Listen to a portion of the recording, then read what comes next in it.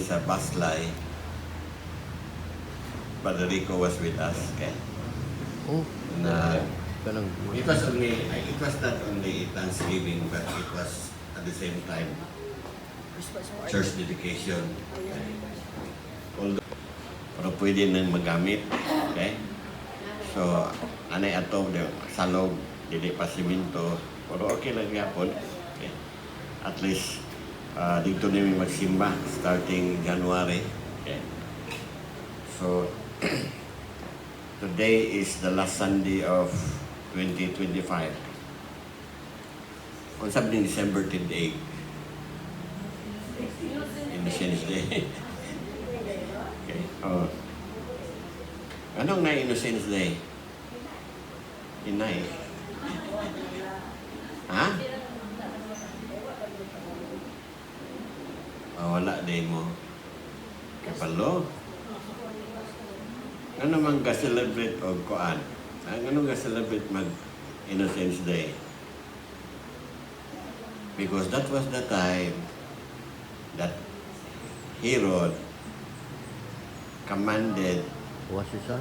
to kill all infants from day 1 old to 2 years old. Okay. Kaya wa man niya matumbok asa si Jesus na tao, so iyan na lang ipapatay tanan nga lalaki nga mga bata nga bagong panganak hantod sa ikaduha ang tuig nga edad. Okay, that's the history of Innocence Day. Okay. This morning I would like to teach you something about 3 Christmas messages that God is giving us. Okay. Sa Christmas. Okay. Sometimes we ignore this. Nakafocus kay tali ni Jesus. But these 3 messages are also important. In fact, I could consider this as the 3 essentials that we need to have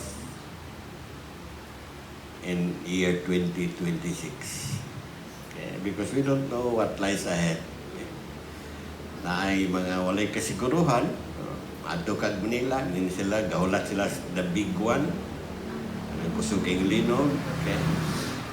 Atong political system ron, ang atong gobyerno gubot kaayo. Okay?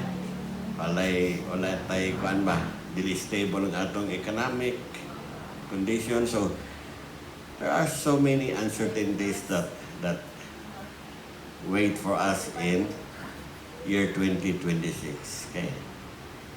So let's study these messages that God is giving us. Okay? What do you think are the messages? Anybody?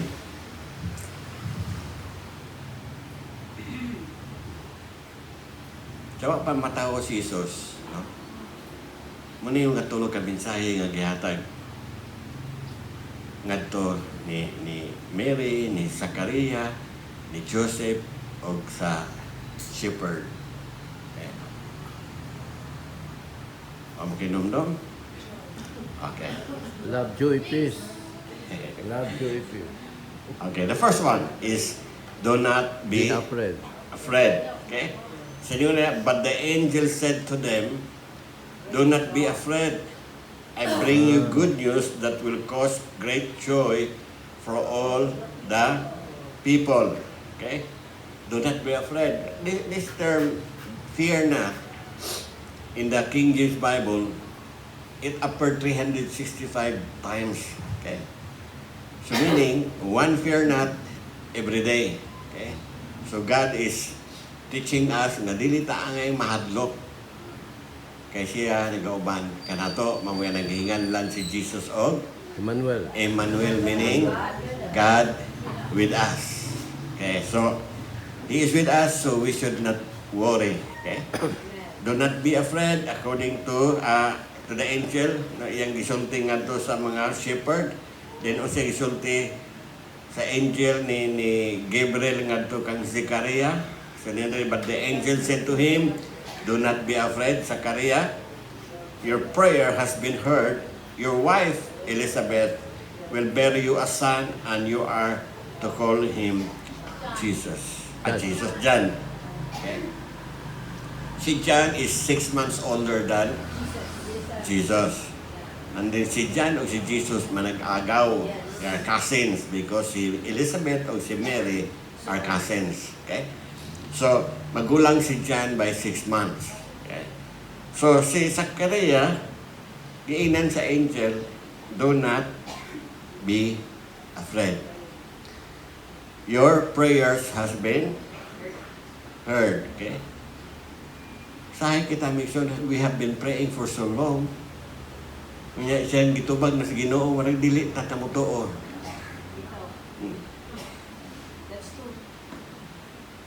Pag-ingon sa angel nga imong asawa, Elizabeth, mga anak, wala siya dito.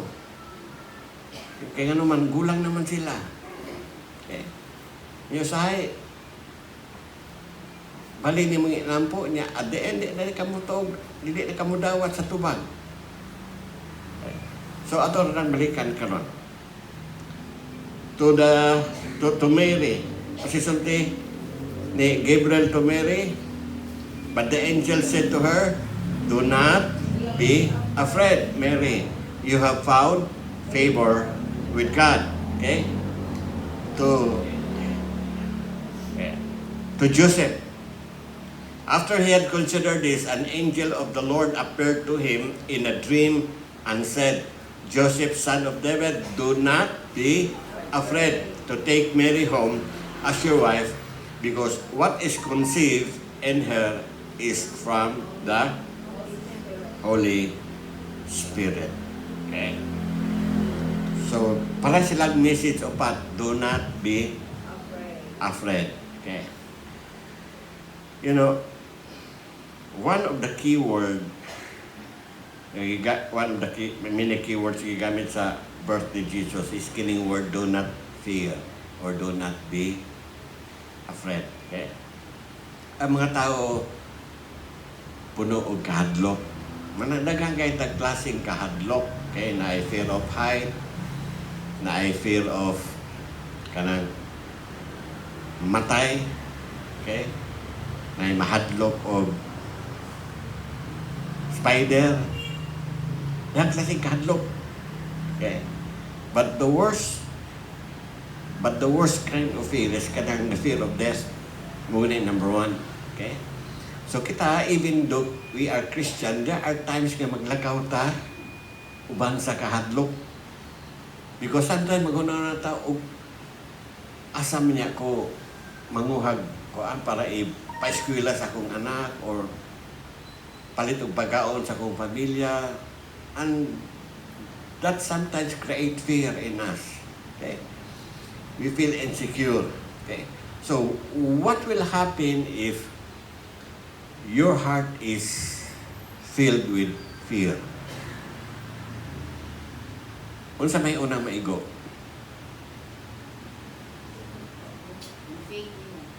Yeah, your faith. When you have fear in your heart, your faith will fly away. Because fear and faith cannot dwell in your hearts together. You have to choose which one. If you choose to fear, then your faith goes away. That's why si Zachariah, kinahadlok man siya, he started to doubt. Okay? He showed signs of doubting and unbelief. Nawala ang iyang pagtuo. At that time, siya ang naka-assign nga moadto sa most holy place. Okay? Taas kay grangko si Zachariah. And yet, tungod sa kahadlok, he doubted God.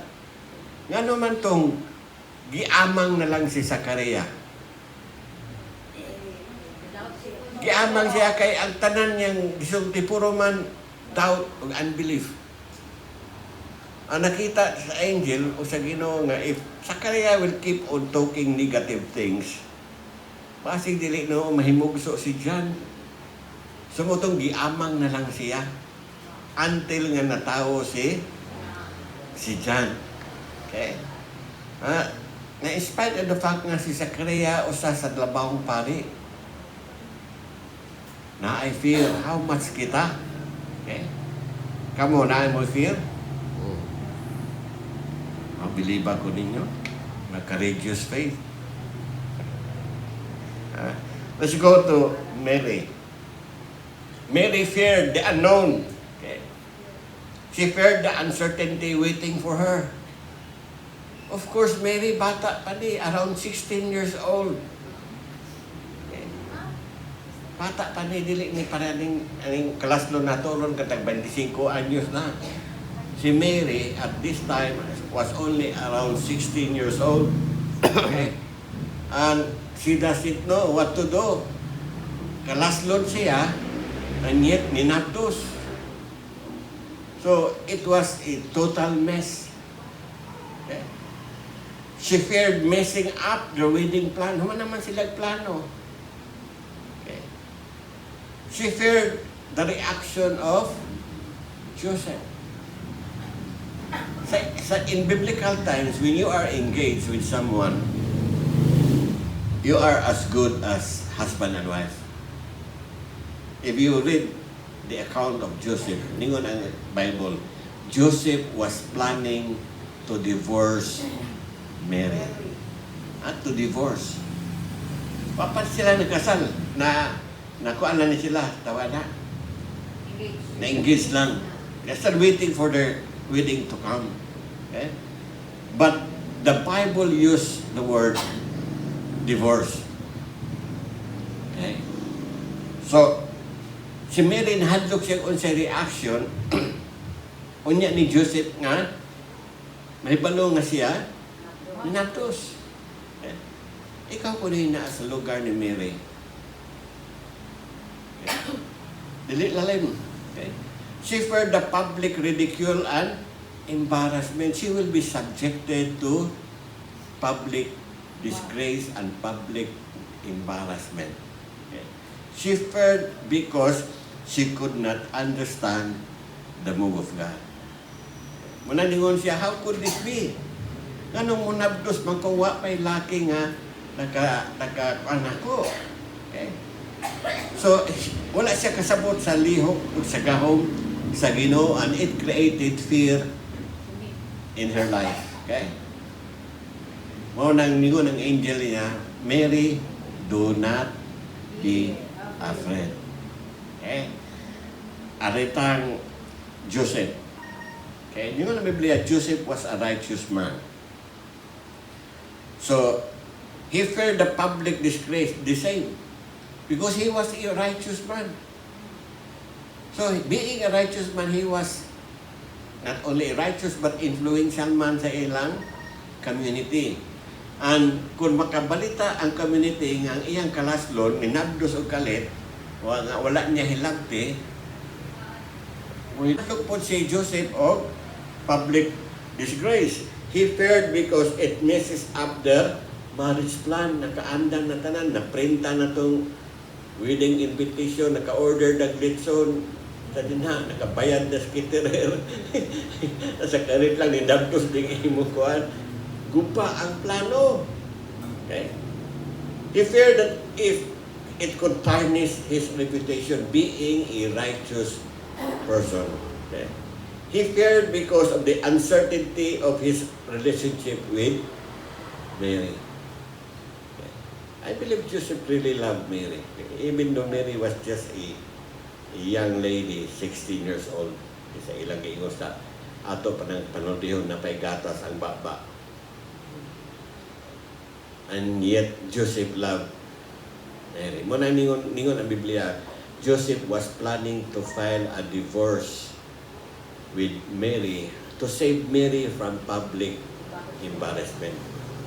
So, nag-care niya po siya ni Mary in spite of what happened. Okay? So, siya, nasamok po siya. Ano nasamok po siya? Motong ningon siya na makikbulag na lang ko. So, sometimes, when God moves, when God will appear and do something in our midst, it will be messy. Okay. Just like what happened to Mary and Joseph. It was messy. What happened to Zachariah when the angel appeared? It became messy. Okay? Giamang siya. Sometimes, if God will come in and try to help you, sa di ka kasabot, huwag kayong kang gubot pas lukot. But listen to this. In the midst of your mess, a Messiah will rise. Hallelujah. Okay? Kasi spelling Messiah. Mess plus I-E-S. Okay? So in the middle of your mess, a Messiah will rise. Okay? So when God will visit you someday, it will create a lot of mess in your life. It will interrupt your schedule. It will interrupt your plan. But just trust Him. He knows better than us. Okay? So in the middle of the mess, the Messiah will rise. Okay? Si Zachariah, he was afraid of the supernatural move of God. He was afraid of the supernatural that he doubted God. Munan siya nga ipaingon sa angel nga, munabdo sa imong asawa nga si Elizabeth and you will name that boy John. So, gulang na mi. Siya, di namin makaanak kay ang igamit sa Biblia, well advanced in age. Okay? Wala gibutang nga number, ang gamit lang nga term, well advanced in age. So most probably around 80 or 90 years old. Okay? So pag-ingon ni Gabriel, imong asawa si Elizabeth manganak. Yun sa mas Zachariah. What don't? He doubted the angel. Okay. Paling explain ni Gabriel ang response ni Zachariah, doubt o unbelief na gihapon. Mananingon ang angel, kay di man ka mo to, amangon ti kao. Kay masige niya kag istorya dili mao. Mabalda ang prophecy sa Ginoo. So, giamang na lang siya para dili siya kasultig mga doubtful statement. Okay?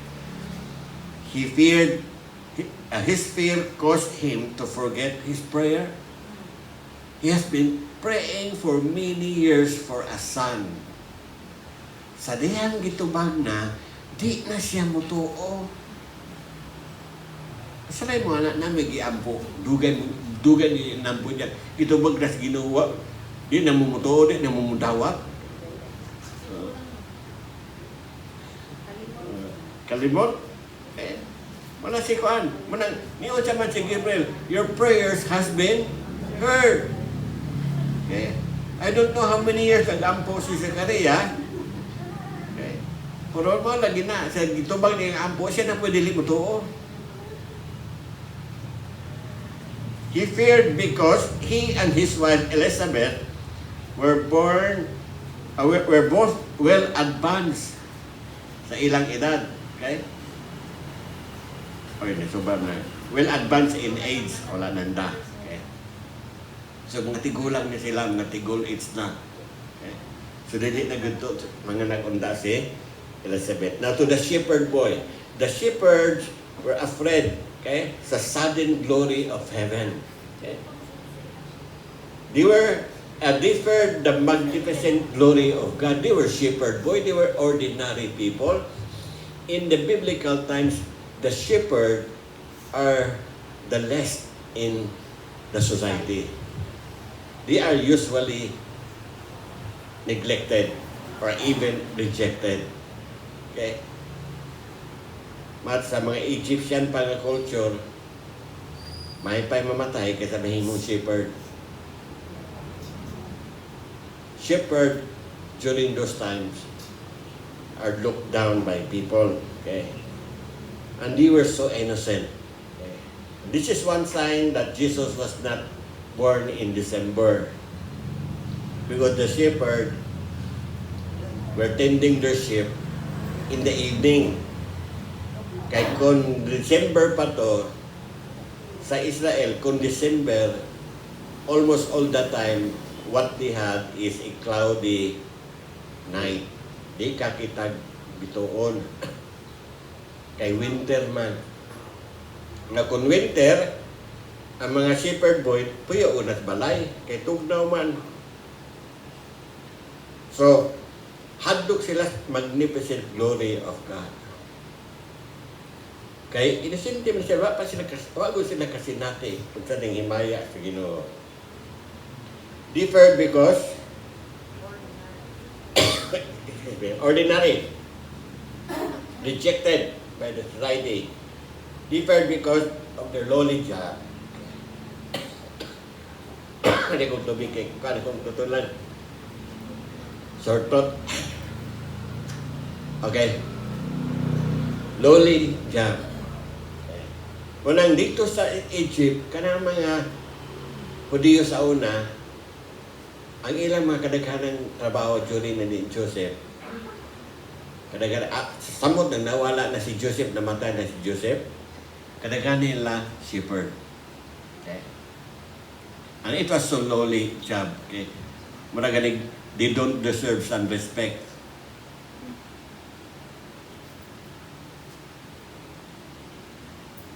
Okay, thank you. So nahadlok sila. Okay. Laliman bagkita kag kalit nagsigan ning palibot nimo, kita kag manulunda. Okay? Yeah.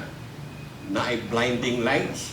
Okay? So tanan tarang ang mga shepherd. Kasalain mo ana, wala. Wala mo? Sige, magkasalayan mo.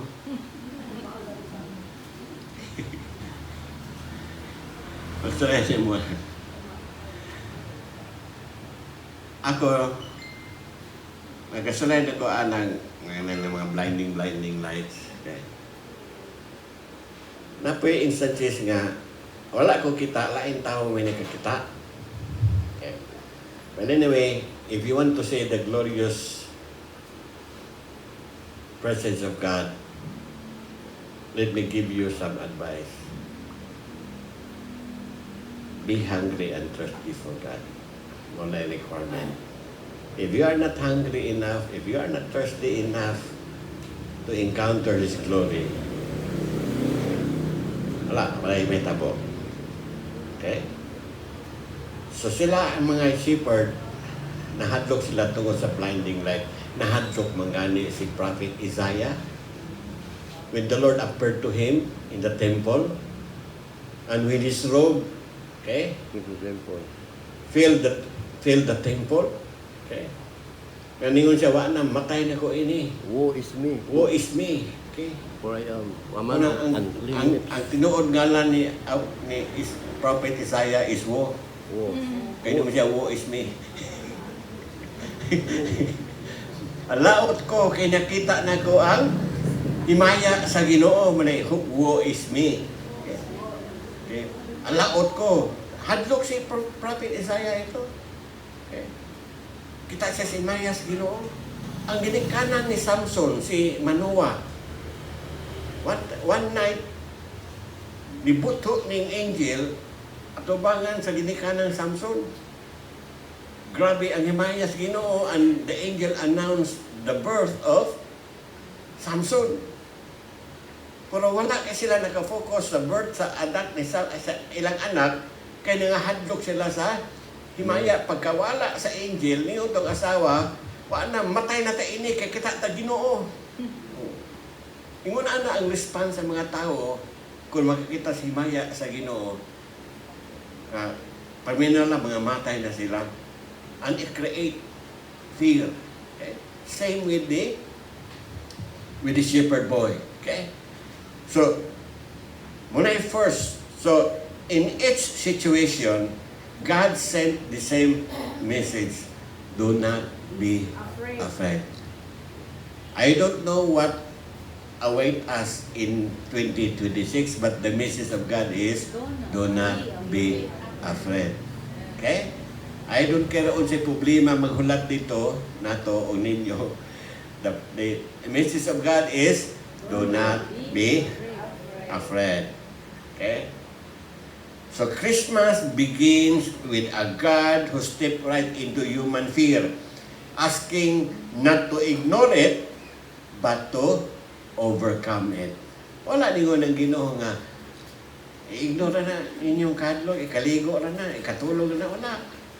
Ningon siya, do not be afraid, meaning you have to overcome. You have to face your fear. Okay? Remember, Moses, katong nangguwa na sila sa Egypt, dinggilanat sila sa mga Egyptian army, o nakuha na sila, na nabutang sila sa kuan nga, wala na kaatrasan ba? Okay? Tubangan nila, Red Sea, likod nila, Egyptian army, ares to, taas kayong bukid, ares wala taas po kayong bukid.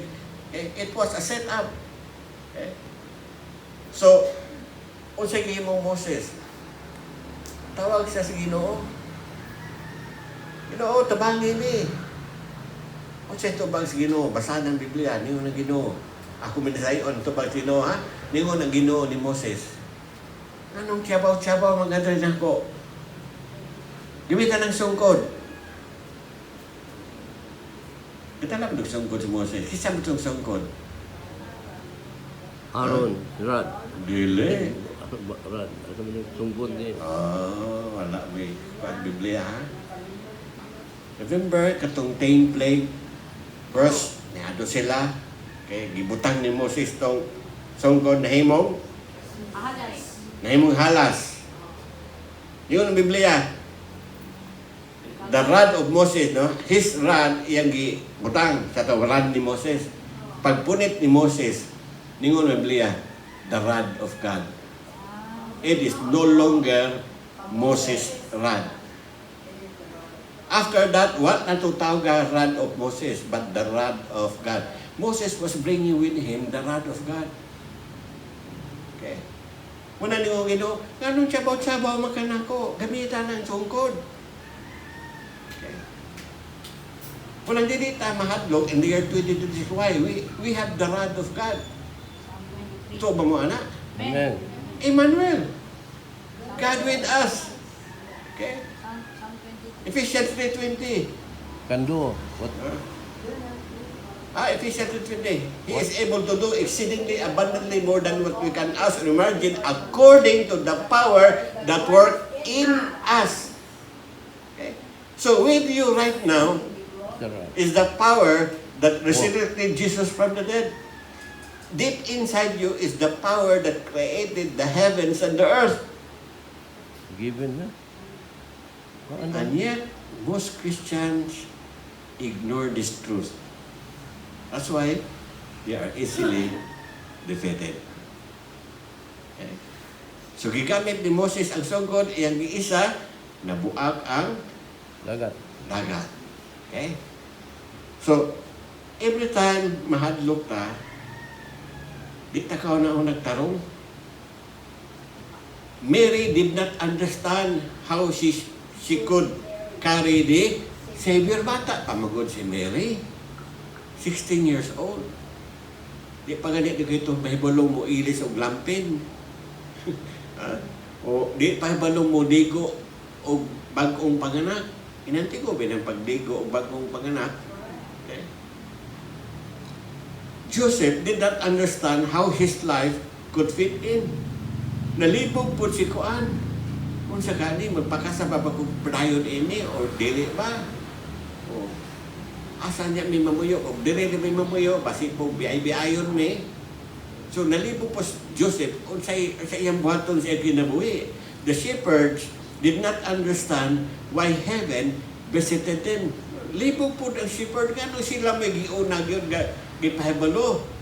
Sila na po'y naka-witness sa pagkatao ni Jesus, ang shepherd. Okay? Dili ang wise men, ha? Ang wise men, ulahin ang niabot. Niabot ang wise men, dili dito sa manger. Nakauli na sila sa Mary o si Joseph sa ilang balay. dito na nangadto ang wise men dili sa manger. So the only witnesses sa pagkatao ni Jesus were the shepherd. Okay? So mga shepherd, libo sila nga kita gipili sa Ginoo, ang mga minus man ta, mga ordinary man ta. Okay? So the message of Christmas is this. God is at work even when you cannot see it. And that's why there is no reason for us to be scared. Amen. Ang Ginoo galihok sa likod. Bisag wa ka kabantay. Bisag wa nimo na feel ang Ginoo is doing something on your behalf. That's why ningon ng Biblia, do not Be afraid. fear. Okay? So your fear is not conquered by circumstances changing. Okay? Your fear is conquered by the presence of Jesus. Okay? So, because Jesus came, sabi na po, abot pa Jesus, because Jesus came, your guilt has an answer. Your future has hope. Your weakness has help. Your storm have a Savior. Savior. Okay? That's the beauty of the coming of our Lord Jesus Christ. So, where God is present, fear loses its power. So, I want you to learn to how to live your life on a daily basis ba nga you are always aware that the presence of God is in you. Amen. Amen. Okay? Because if you are aware that the presence of God is in you, dili kay ka mahadlok. Kaya you know for a fact na ang presensya sino naman nimo. So wala kay angay kahadlokan. So where God is present, fear loses its Power. power. So the second message, aside from do not fear, is the peace of Jesus. Okay. Sabi sulti sa scripture, yung di, glory to God in the highest, Peace on and earth. on earth, peace to those on whom His favor rests. Okay? Peace on earth. Nay siniaw. Kasi tawag ni was baying ato as langit. Angel. Unsay tawag ni was mga grupo sa mga babayi nga tuas langit. Chismosa. Host of angel. Unsay tawag nimo kung ang tanang bayi sa kalibutan tuad as langit. Peace. Unsay tawag na peace on earth. Vista. Wala. Peace. Peace. Magmalinawon na may. Wala na yung Wala na yung bayi. buyagon. Wala na yung buyagon. Wala na si Iba. Amen. Di ba na ni Lord? Balik katawang Rico. Ilan daw lang magaling masawa. Okay? Siniaw na ha? Siniaw na. So, glory to God. Peace. Peace of Jesus. O sa klaseng peace ni Jesus? Above. Beyond human understanding. It is the kind of peace that surpasses all Human. understanding. Okay. Isaiah 9 verse 6. Unto us a child is born, a son Is given. Okay. The And government will be upon his upon shoulder. his shoulder, and muna yung ngalan. His name, His name Wonderful. is Wonderful Counselor, Mighty God, Mighty God, Everlasting Father, the Prince, Prince of Peace. Peace. So kitawag siya the Prince of Peace. Manalingon si Jesus sa Gospel of John that I give you my peace. The world cannot give it kay dili man gikas kalibutan gikan man na niya. So if there is one thing that all of us need right now, it's not money. Peace. It is peace. Kay pwede man kagdaan kag kwarta po wala kay kalinaw. Pwede man ka og kanang tawag ani kanang naani mo tanan. Wa kay kalinaw. Pwede ba ikaw may pinakagwapa, pinakagwapo, wa po kay kalinaw. Okay? So the best commodity nga imong angay kuptan migsun ka ng kalinaw nga gikan sa Ginoo. So how can you receive that kind of peace? Beato, kisa may kanumdum dito sa verse sa Isaiah. Ningon ang Biblia. The increase of his government. And No, of his, dili na mo. Ningon ang Biblia. To him whose heart is fixed on him, on me, I will give him perfect peace. So kaniadto ko no nga tawo nga nagkasintro na Diyos Ginoo, nakafocus na Diyos Ginoo, ningon Ginoo tagaan ng siya perfect peace. peace. Wow. 26 verse 3. Isaiah? Saan? Isaiah. Isaiah. Isaiah 26 verse 3. Okay. So, one thing I ask from the Lord, kalinaw. Not so much with money. Okay. When you have peace, okay lang. Pahalag magkagubot na imong palibot. Okay? Relax ka lang. Okay. I remember that old lady sa LA. One time, katong lang, many years ago nga, strong earthquake hit LA, 7.2 magnitude, nga ilang mga flyover na nga tumba. Okay? Mga balay dito nagadaot. There was an old lady nga naglingkod na sa iyang rocking chair niya, nag-crusade, okay? Naglinog na, syagit ng mga tao, dalagan mga tao, siya wala lang yun. Wala, natabo pa. Interview siya pagkaman, Lola, ano mang relax na kayo ka itong linog, mga dalagan, wa po ka ni tago, sige na kang lingko sa imong rocking chair. Wa ka mahadlok siya, ano mahadlok mako nga, igo namang nangalot tong Ginoo sa iyang likod, mo itong naglinog. na siya peace, kasi palo siya sa iyang Ginoo. Amen? So, nga na Isaiah, for unto us a child is born. That is Jesus. To us a son is given. That is Christ. Kisa ganing una, si Jesus or si Christ? Christ. Si Christ, okay. Incarnate. And the government will be on his Shoulder. shoulder, and he will be called Wonderful Counselor, Mighty God, Everlasting Father, The Prince Prince of of Peace. Okay. Peace is not the absence of problem, but the presence of Jesus. Okay. Anyone can feel calm when life is quiet, but the peace of Jesus gives us, gives is built for storm, for chaos, for pressures, and midnight moment. So, dili ka mahadlok. Kaya ang iyang kalinaw, strong kayo na, dili na matarog sa mga pagsulay sa kinabuhi. Okay?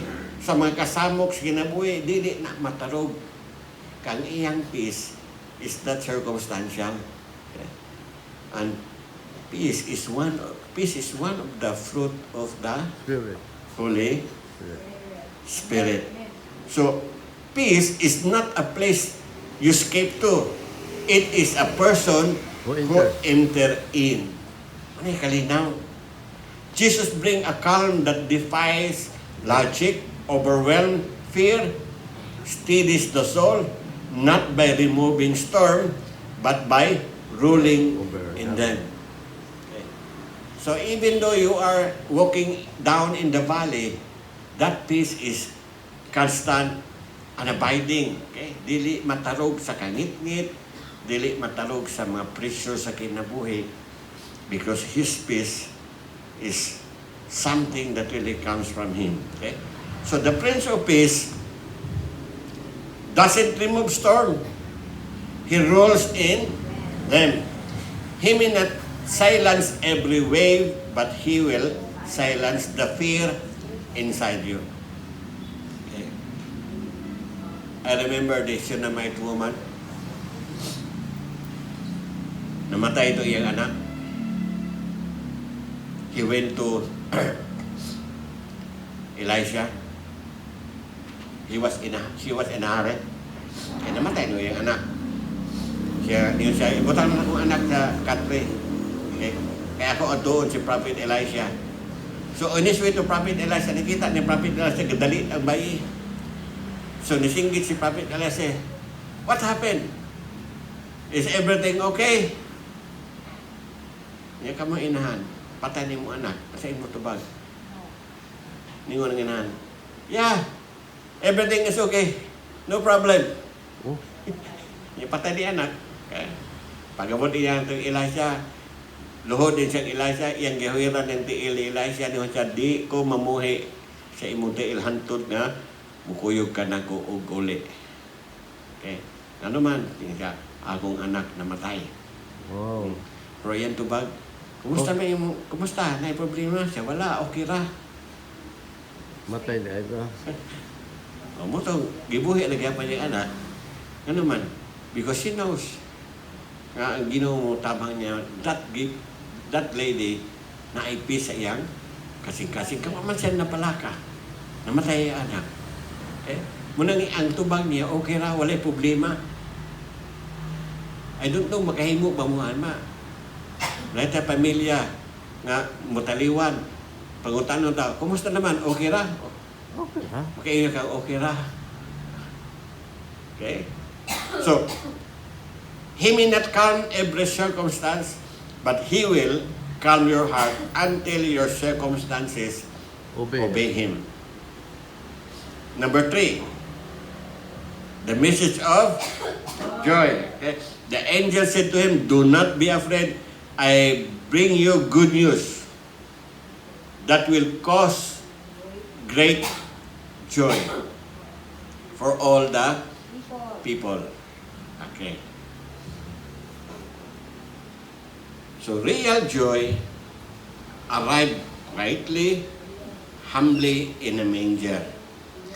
Because joy isn't something you chase. It's someone who comes close. Okay. The Emmanuel, okay? So the world defines joy as a moment, a mood, or a burst of emotion. But heaven defines joy as presence, the presence of Jesus, the one who turned mourning into dancing and despair into hope. Okay? Joy is never affected by circumstances. Mananingon dali ang next slide. Happiness is fragile. Ano man? Dali na kayo mawala ng happiness. Napakay kwarta ron niya pagkaugma na hurot naman. Di na po ka-happy, mood off na po ka. Oh. Karon katawa pagka kay sa kuyo si imong barkada niya pagkaugma kay nabikil man ka, offended man ka, wala na po imong happiness.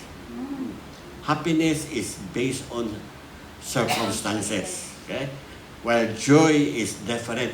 Joy is unbreakable because it is not built on circumstances. It is anchored in Christ. When a person can be joyful even if he is in suffering. Okay? Philippians, the book of Philippians, gitawag ang book of Philippians as the epistle of Joy. joy.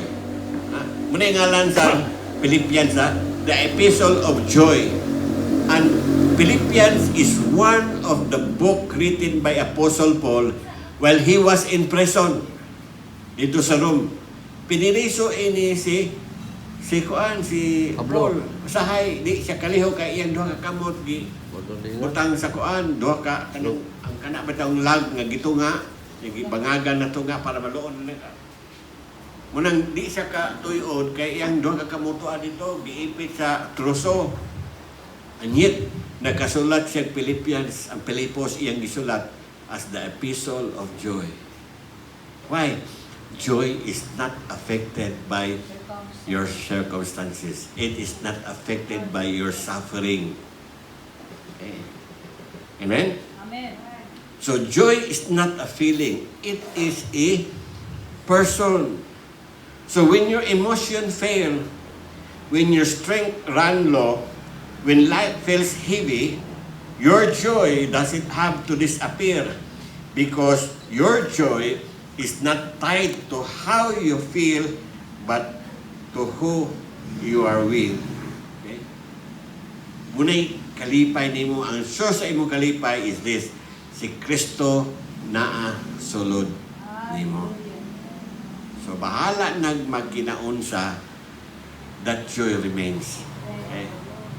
It can survive storms in life, it can survive suffering, it can survive pain, okay? It can survive ridicule, whatever it is, that joy is designed to last forever. So, joy doesn't crumble under pressure. Joy doesn't vanish in the valley. Joy stands firm because Jesus stands with you. Yeah. So great joy didn't come as a message. It came as a Messiah. Okay? So when you have Jesus in you, you have joy in you. Amen. Joy doesn't come from life going right. It comes from the one who makes life worth living. That we need to embrace in the coming year. Do not be afraid. The peace of God should be in your heart also, and you need the joy of God. Okay? That joy will protect you in whatever circumstances nga inyong atubangon sa sunod nga katuigan. Gitubang na daan sa Ginoo. He knows, nakita na sa Ginoo sa gahulat nato sa year 2026. That is why He already made the provision. Okay? So dili na taangay mabalaka kaayo. We will just fix our eyes on Jesus. Kaya ningon ng Biblia, I will give Him perfect peace. Okay? Amen? Hallelujah. Happy New Year. Okay? Dali na kayo adlaw sa? Okay. So, Utang na. dali na tayo magbulang ini. Sunod tuig, another na po na banda na edad. Dagan niya, wala ka, abot ini atong edad. Daghang ni taliwan na. Ako, nakaabot ko sa sinta, lipay na kayo ko. Kaya di na nakaabot ko sa sinta. Karon mo, sunod tuig, sa sinta isize ko, okay na. O kwaon ko, praise the Lord. Really, praise the Lord na po. Di lang kung mangandoy anang abot ko. Thank you, God, for giving us the three essentials that we need to embrace in the coming year. Lord, that we should not be afraid because you are always with us.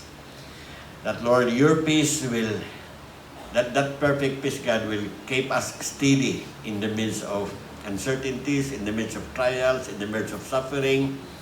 That peace, Father God, will protect us from any events sa among kinabuhi. And thank you likewise for that joy, because the Bible said that the joy of the Lord is our strength, and that joy inside of us, God, will strengthen us every day, Father God, regardless of what circumstances that we face. God, thank you for these three things that you want us to embrace in the coming year. But most of all, Lord, we are so thankful that you are now in 2026, God.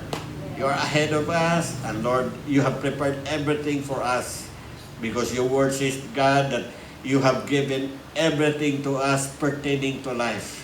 And Lord, thank you that whatever our need in the coming year, God, you have already prepared it, Lord. So salamat Ginoo sa imong kaayo. Thank you for sustaining us in year 2025 with your grace, with your faithfulness, with your mercy. And Lord, I thank you, God, that in the coming year 2026, the same grace, the same faithfulness, the same mercy, God, will help us to walk all throughout year 2026. God, I declare greater blessing, greater opportunity for your people who are present right now.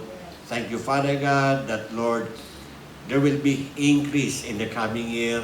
There will be expanding of territory, Lord. And God, I thank you that there will be prayers that will be answered supernaturally by you, Father, Lord. Salamat Ginoo. Lord, I declare that your goodness will come to each one of us, flowing like a mighty river in the year 2026. Thank you, Lord. Bless your people, Father God, for your glory. In Jesus' name we pray. Amen. Amen and amen. Hallelujah. Nice na. Okay, nice na. Manindog na for benediction. Okay.